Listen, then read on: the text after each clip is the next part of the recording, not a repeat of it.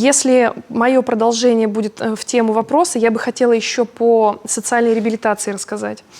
Социальной реабилитации уже возвращающихся военнослужащих на территорию Республики Коми. Очень важный, просто актуальный вопрос. Если военнослужащий имеет ранение, ему чаще всего нужна, конечно же, в первую очередь медицинская реабилитация.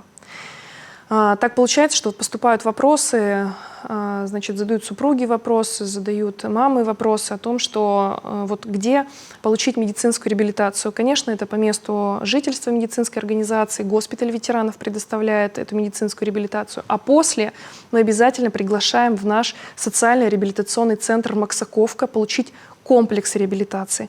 Это и психологическая реабилитация, это прием узких специалистов. При необходимости мы организовываем выезд в любую медицинскую организацию в республике.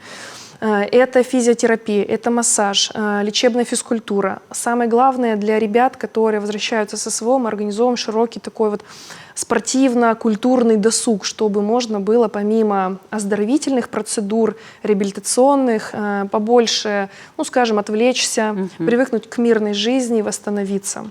Что касается всех остальных ребят, которые возвращаются на территорию республики, не имеющих ранений, мы максимально их стараемся вернуть к жизни, оказываем помощь психологическую семьям.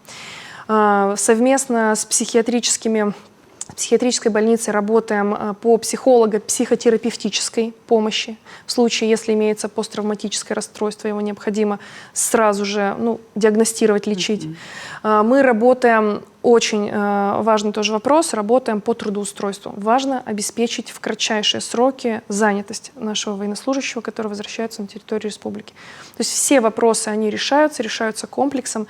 При возвращении на территорию республики я информирую население о том, чтобы максимально обращались в Центр соцзащиты. Даже если это вопрос не социальный, не к соцзащите, мы определили единую точку входа, точку доступа, чтобы не было перекидки. Вот давайте, это не наш вопрос, обратитесь в другую организацию. Нет, идите в соцзащиту, приходите, вам окажут весь спектр необходимых услуг. Если что-то не входит в компетенцию соцзащиты, обязательно в муниципальном образовании, на штабе на таком специально созданном, где возглавляет глава района лично или города, эти вопросы будут решены точно.